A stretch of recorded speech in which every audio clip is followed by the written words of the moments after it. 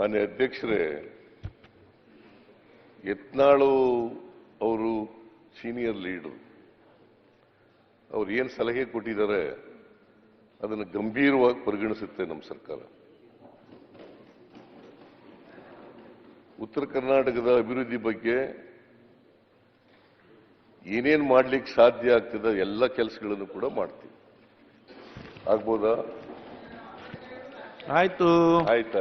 ಏನು ಪದೇ ಪದೇ ಎದುರು ಏನಾಗ್ತದೆ, ನಿಮ್ಮ ತೂಕ ಕಮ್ಮಿ ಆಗ್ಬಿಡ್ತದೆ. ಪದೇ ಪದೇ ಹೇಳಕ್ ಹೋಗ್ಬೇಡಿ.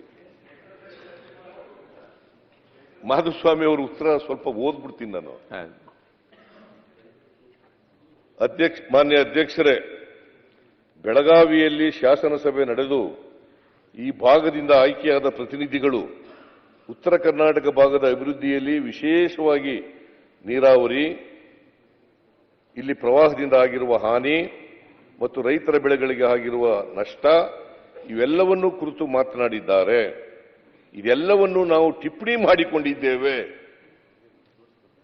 ಕಾಲ ಬಹಳ ಕಡಿಮೆ ಇರುವುದರಿಂದ ಸರ್ಕಾರ ಈ ಬಗ್ಗೆ ಪರಿಶೀಲನೆ ಮಾಡಿ ತಾವೇನು ಸಲಹೆ ಮಾಡಿದ್ದೀರಿ ಅದನ್ನು ಕೂಲಂಕಷವಾಗಿ ನೋಡಿ ಮುಂದಿನ ಕ್ರಮ ಜರುಗಿಸುತ್ತೇವೆ ಎಂದು ಸರ್ಕಾರದ ಪರವಾಗಿ ಹೇಳಲಿಕ್ಕೆ ಬಯಸುತ್ತೇನೆ. Are you happy with this?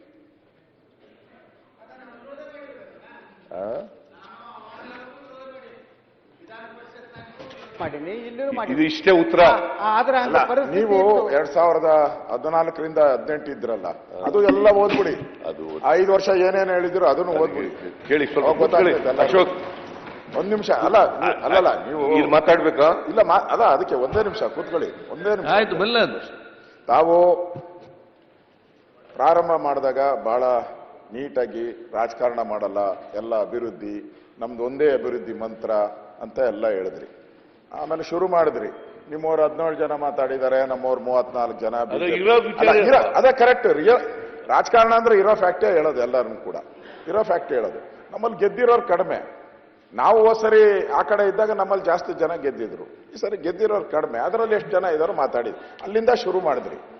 ನೀವು 50 ವರ್ಷ ರಾಜ್ಯನ ಆಳಿದ್ದೀರಾ, ನಾವು 9 ವರ್ಷ ಹೇಳಿದಿರಿ. 50 ವರ್ಷ ನೀವು ಆಳ್ಬಿಟ್ಟು ಉತ್ತರ ಕರ್ನಾಟಕ ಅಭಿವೃದ್ಧಿ ಆಗಿಲ್ಲ ಅಂದ್ರೆ ಅದ್ರ ನಿಮ್ಮ ಕೊರತೆನೇ ಇರೋದು. Your failure. ಅದನ್ನ ಒಪ್ಕೊಳ್ಳಿ ನೀವು. ಉತ್ತರ ನೋಡಿಯಪ್ಪ, ನಾನು ನಿಮ್ಮಲ್ಲಿ ಎಲ್ಲರಲ್ಲೂ ಕೂಡ ಕೈ ಮುಗಿ ಕೇಳ್ತೇನೆ, ನಾನು ಮಾತನಾಡುವಾಗ ಮಧ್ಯೆ ಪ್ರವೇಶ ಮಾಡಬೇಡಿ. ನೀವೇನಾರ ಹೇಳದಿದ್ರೆ ಆಮೇಲೆ ಹೇಳಿ. Will reply. will not run away from this house. Whatever you want to say, you please say after my speech. ಆಯ್ತು.